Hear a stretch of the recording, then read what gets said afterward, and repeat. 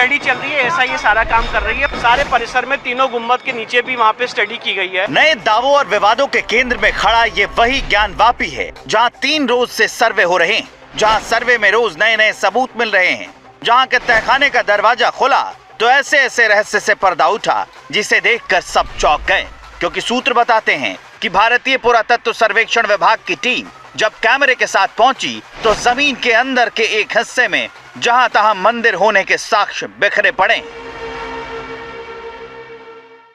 Scientific study चल रही है, तीनों जो सेंट्रल डोम है उसके नीचे स्टडी चल रही है, वहाँ पे फोटोग्राफी की जा रही, मेजरमेंट किया जा रहा है। तीनों गुम्बद के ऊपर वहाँ पे स्टडी की जा रही है। व्यास जी के कमरे में भी काम चल रहा है, सारे जगह पे टोटल काम चल रहा है, स्टडी चल रही है और ये टाइम लेगी।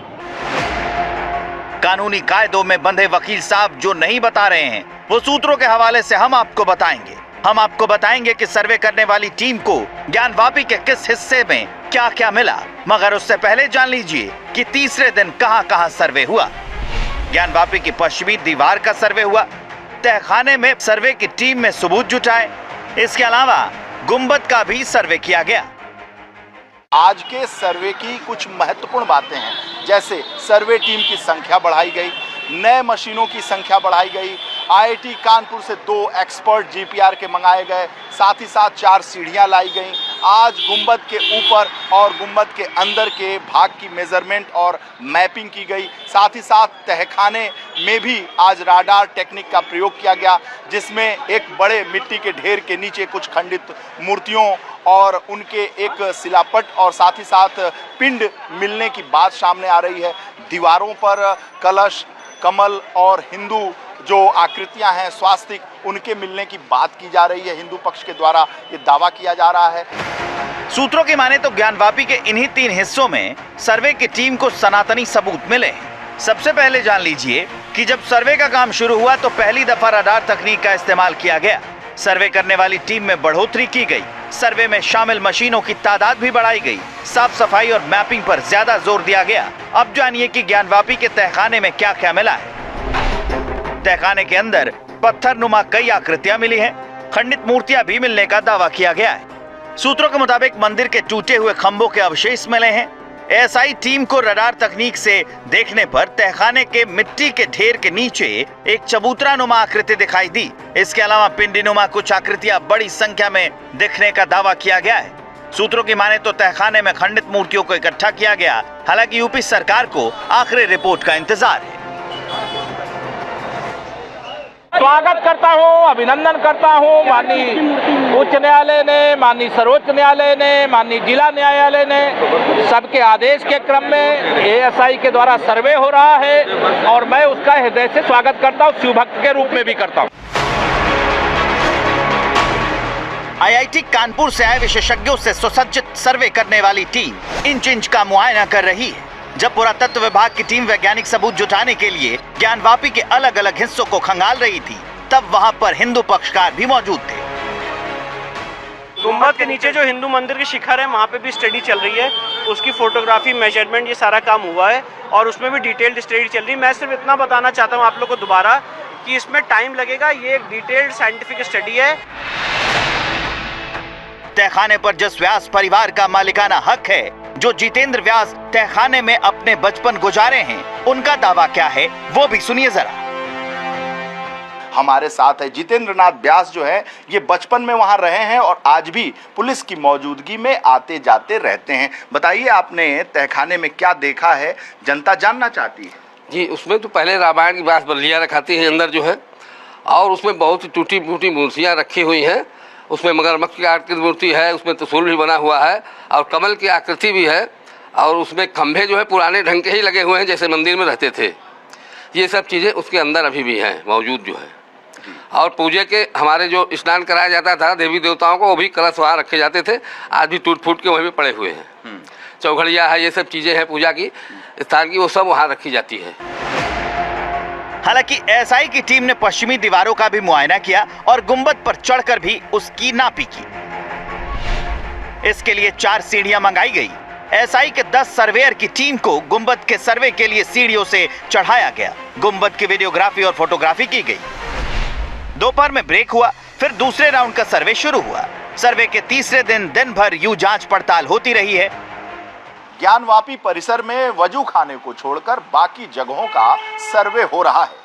आज भी एएसआई की टीम ने 2 पालियों में लगभग 7 घंटे तक सर्वे किया और सर्वे के दरमियान इकट्ठा सैंपल को अपने साथ लेकर चले। इससे पहले 4 और 5 अगस्त को भी सर्वे हुआ था।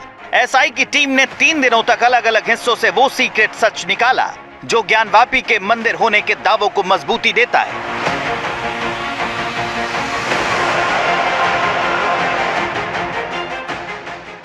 4 अगस्त को पहली बार ज्ञानवापी का सर्वे हुआ। एएसआई की टीम ज्ञानवापी परिसर में गई और जिन 16 अन्य लोगों को शामिल किया गया ज्ञानवापी परिसर में, उसमें 9 मुस्लिम पक्ष से और 7 हिंदू पक्ष से थे। 5 अगस्त को एएसआई की टीम फिर से सर्वे करने के लिए वहां पहुंची।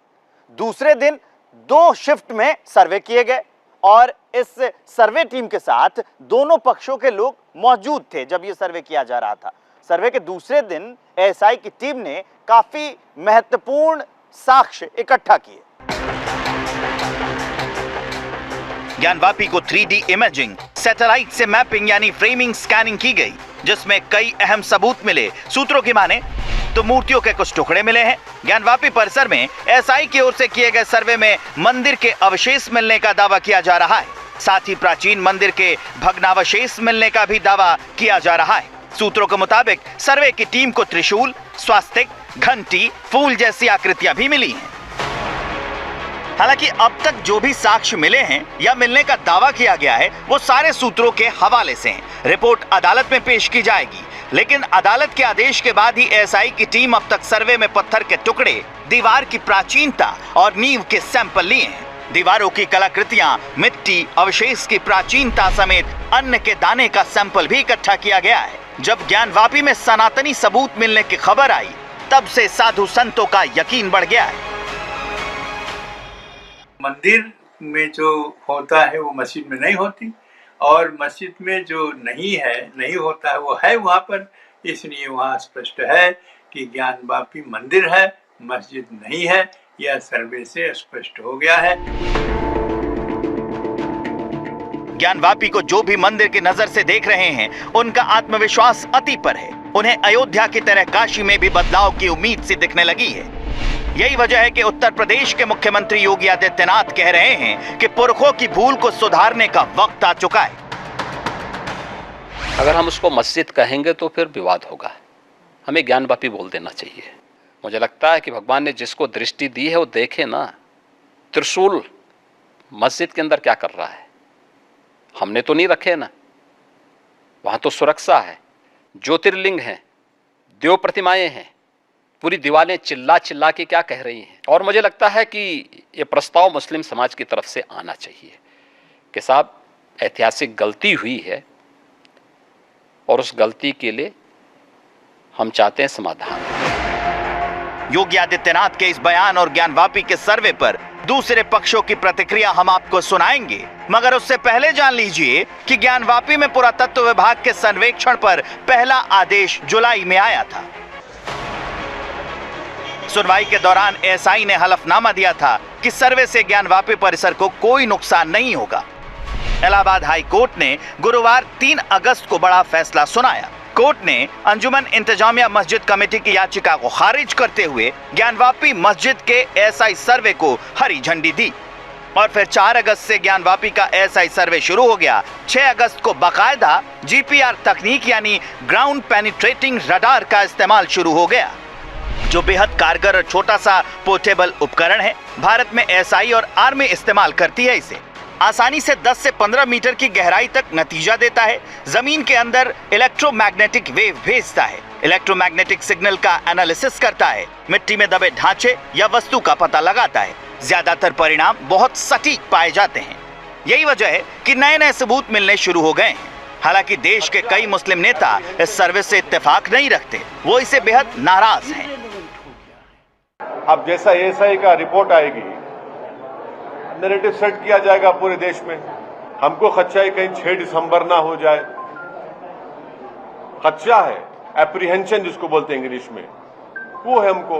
और हम नहीं चाहते कि ऐसे कई बाबरी मस्जिद के इश्यूज खुल जाए। आज उन लोगों के हाथों में ताकत है जिनको ना संविधान की इज्जत है ना कानून की इज्जत है। मैं बार बार कह चुका हूं, प्रधानमंत्री जी, जितनी मस्जिदों को शहीद करना है एक साथ कर दीजिए। आज कोई नहीं रोक सकता। फौज आपके पास है, पुलिस आपके पास है, आप जो चाहेंगे वो करेंगे। इन ड्रामों को बंद कर दीजिए। इन ड्रामों से कोई नतीजा नहीं निकलेगा सिवाय नफरत फैलाने के। आपको जितनी मस्जिदें गिरानी है गिरा दीजिए, एक बार इस किस्से को खत्म कीजिए। सियासत से इतर अदालत इस पर आगे बढ़ चुकी है और अदालत के आदेश पर ज्ञानवापी में भारतीय पुरातत्व विभाग के विशेषज्ञ सर्वेक्षण कर रहे हैं। हिंदू पक्ष ने जो दावा किया है उसके इर्द गिर्द सबूत जुटा रहे हैं। बताया जा रहा है कि करीब 15 दिनों तक सर्वे होना है, जिसमें कई रहस्यों से पर्दा उठ सकता है।